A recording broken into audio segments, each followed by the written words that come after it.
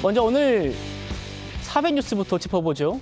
서울 시내버스 노조가 무기한 전면 파업에 돌입하면서 한파 속 출근길 시민들이 큰 불편을 겪어야 했습니다.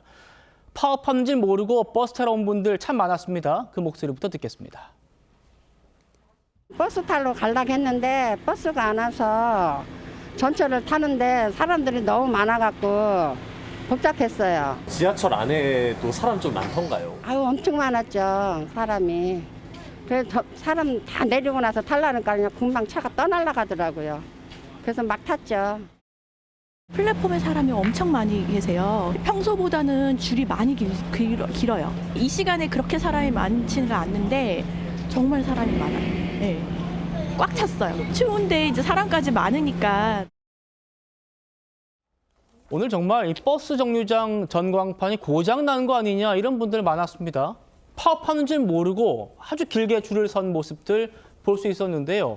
안진영 기자님, 특히 이제 새벽에 버스 타고 출근하는 분들 많잖아요. 지하철 운행하기 전부터. 정말 이분들부터 직격탄 맞은 겁니다.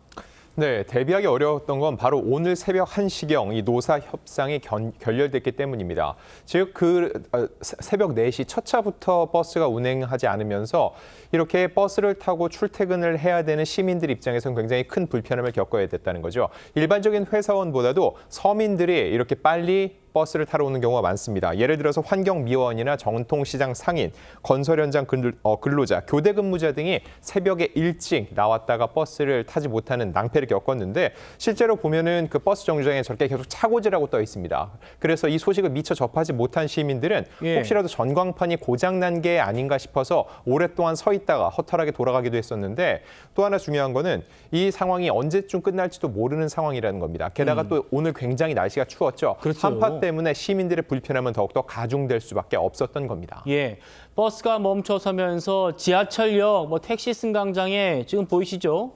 인파가 몰렸습니다. 자, 지하철 여러 대를 보내야 했고 겨우 탔더라도 그 비좁은 틈에서 오랫동안 있어야 됐고 택시 잡는 것도 쉽지 않았다고 합니다. 네, 오늘 버스 파업으로 인해서 전국 64개사 394개 노선에서 서울 시내버스 7천여 대가 동시에 멈춘 겁니다. 자, 이렇게 7천 대를 나눠 타던 시민들이 갑작스럽게 택시를 잡으려고 해도 당연히 택시가 잡히지 않고요. 모두 지하철역으로 몰리면서 더욱더 붐비는 현상이 발생할 수밖에 없었습니다. 예. 실제로 지하철역에 들어가더라도요. 승강장이 굉장히 비좁아서 위험한 상황이 벌어졌고요. 지하철이 왔을 때도 이미 꽉 차 있는 상태에서 몇 대를 보낸 다음에야 탈 수 있었다는 토로가 이어졌고요. 실제로 그 안에 탄 승객들 역시 굉장히 답답했고 숨쉬기 좋다 어려웠다는 토로가 이어졌습니다. 예, 구진환 변호사님. 변호사님도 대중교통 많이 이용하시잖아요. 오늘 7,000대 버스가 멈춰서서 7,000대입니다. 서울시가 긴급 셔틀버스 투입하면서 대응을 했습니다만 시민들 체감은 좀 낮았던 것 같은데요. 그렇죠. 지금 투입된 버스가 너무나 적었기 때문에 배차 간격이 30분 이상이었다. 실질적으로는 아무 의미가 없었다. 이런 얘기가 있었고 게다가 또 오늘 너무 추웠기 때문에 시민들의 고통이 너무 심했던 것 같습니다. 그런데 이럼에도 불구하고 파업이 있었다라는 것에 대해서는 직역의 이기주의에 대한 측면도 지적을 할 수밖에 없는 게 사실 이 사업자 측에서는 10% 인상이라는 거를 굉장히 파격적인 조건을 제시를 했거든요.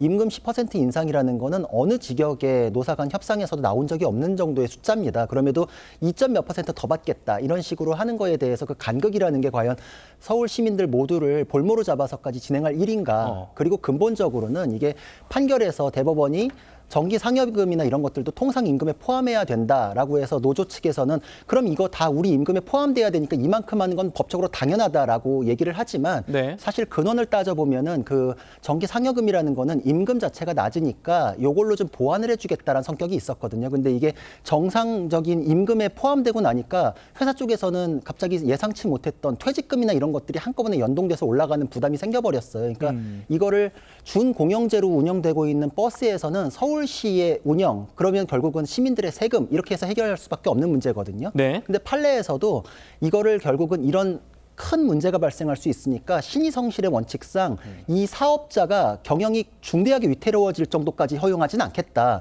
결국 취지는 뭐냐? 양쪽에서 기준을 세워줄 테니까 상호 원만히 협의해봐라라는 것이었는데 예. 협의를 건너뛰고 사실 10%를 제한했는데 더 받겠다라고 하면서 바로 파업을 들어간다라는 거에 대해서는 판례 취지를 근거로 내세우기도 좀 부족한 면이 있다. 판례 취지를 제대로 되새기기 위해서는 협상에 더 나아가야 하는 면이 있지 않는가 이런 생각을 합니다. 예, 양태정 변호사님. 우리 이제 안 기자님께서 이 지금 파업이 언제까지 이어질지 모르는 상황이다. 언제 끝날지 모르는 상황이다라는 말씀 주셨는데 당장 오늘 퇴근길, 내일 출근길 지금 노사가 추가 일정을 잡지 않은 상황이어가지고 이 파업이 장기화될 우려가 제기되고 있어요. 그렇죠. 지금 결국 통산임금 그리고 정년 연장 같이 굉장히 민감하고 이제 한번 이제 합의를 하게 되면은 그 여파가 굉장히 크게 될 수밖에 없는 중대 사안에 대해서 지금 쟁점이 되고 있는 상황인데요. 사실 근데 이런 노사협상이 결렬되고 이게 장기화되면은 결국 피해를 보는 거는 서울 시민들입니다. 예. 특히나 이게 서울 시민의 일종의 뭐 서울 시내 버스 같은 거는 일종의 공공재로서 사실 출퇴근이라든가 이동 수단에 있어서 없어서는 안 되는 필수적인 그럼요. 요소인데 사실 이 부분에 있어서는 뭐 서울시라든가 관계자들도 조금 더 전향적인 태도를 취할 필요는 있고요. 하지만 앞서 구재랑 변호사님 말씀하셨던 것처럼 이 단순히 뭐 자신들의 이제 급여라든가 뭐 물론 여러 가지 뭐 애로사항은 있겠습니다만 너무나 그 주장만 앞세우게 되면 직역 이기주의라는 비판을 면할 수 없기 때문에 양측의 양보가 필요하다고 생각을 합니다. 알겠습니다.